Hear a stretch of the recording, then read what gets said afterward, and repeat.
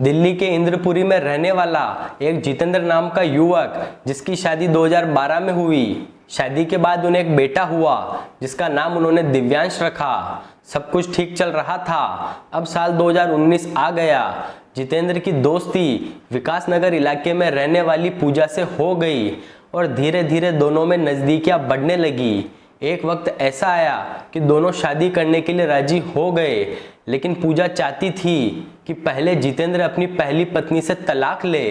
इस बीच 17 अक्टूबर 2019 को जितेंद्र ने अपनी पहली पत्नी को तलाक दिए बिना पूजा से गुपचुप तरीके से आर्य समाज मंदिर में जाकर शादी कर ली। कुछ दिन बीते तो जितेंद्र ने अब अपनी पहली पत्नी को छोड़ दिया और पूजा के साथ एक किराए के मकान में रहने लगा। करीब 3 सालों तक जितेंद्र पूजा के साथ रहा। इस बीच पूजा बार बार जितेंद्र पर कोर्ट में शादी करने का दबाव बनाने लगी। पूजा के साथ रहते हुए ही जितेंद्र अपनी पहली पत्नी और बच्चे से बात करता था। जितेंद्र का बच्चा उसे घर आने के लिए बार बार कहता रहता था। ये बात पूजा को पता चल गई। दोनों में इस बात को लेकर अब झगड़े होने लगे। पूजा का साफ कहना था कि जितेंद्र अब क्यों अपनी पहली पत्नी और बच्चे से बात करता है जब उसने मुझसे शादी कर ली है। आखिरकार तंग आकर जितेंद्र ने पूजा को साफ साफ कह दिया कि वो अपनी पहली पत्नी को तलाक नहीं देगा। इसके बाद दिसंबर 2022 में जितेंद्र फिर अपनी पहली पत्नी और बेटे के पास लौट आया। इधर पूजा के मन में ये सवाल उठ रहा था कि उसकी पहली पत्नी ने जितेंद्र को कैसे स्वीकार कर लिया। अब पूजा खुद को ठगा सा महसूस कर रही थी। पूजा के अंदर जितेंद्र और उनके परिवार को लेकर नफरत भर गई। वो उसे सबक सिखाना चाहती थी। पूजा को लगता था कि जितेंद्र ने अपने बेटे दिव्यांश के कारण उससे शादी करने के लिए मना कर दिया।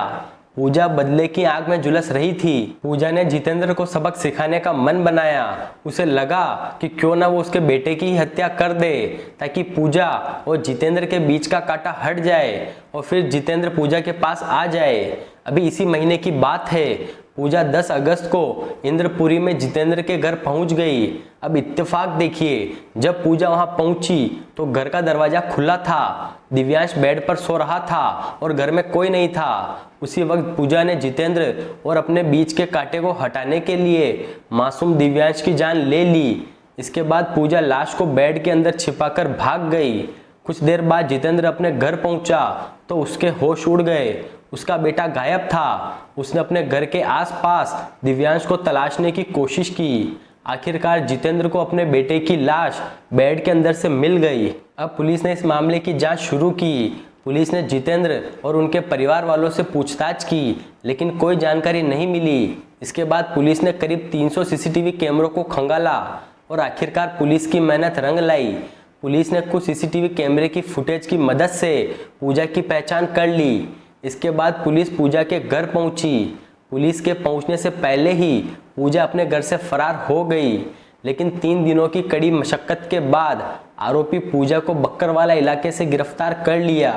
गिरफ्तारी के बाद पूछताछ में पूजा ने अपना गुनाह कबूल कर लिया। दोस्तों, इस कहानी के बारे में आपकी क्या राय है, हमें कमेंट करके ज़रूर बताएं और ऐसी ही अपराध की सच्ची कहानियों के लिए हमारे YouTube चैनल को सब्सक्राइब जरूर कर लें।